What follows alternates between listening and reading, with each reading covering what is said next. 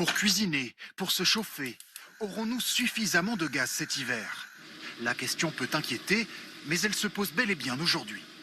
Depuis 2 jours, l'un des robinets d'approvisionnement est coupé.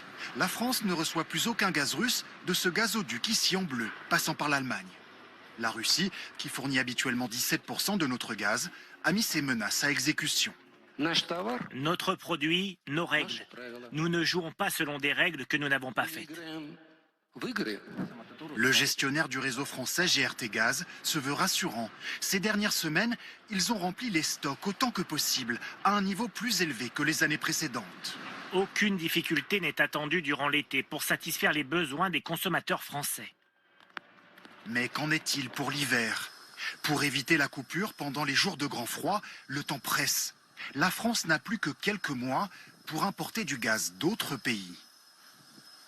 On va tout simplement s'adresser à l'Espagne ou encore aux États-Unis. Mais sur le long terme, il faut être très clair. Il faudra construire des infrastructures. Elles ne sont pas en place. Ça veut dire des investissements. Ça voudra dire du temps, 2 ou 3 ans. Donc, on aura peut-être des à-coups en termes d'approvisionnement dans les années à venir. Pas sur le court terme, mais peut-être sur le moyen terme. Cette situation a déjà entraîné une flambée des prix du gaz sur les marchés.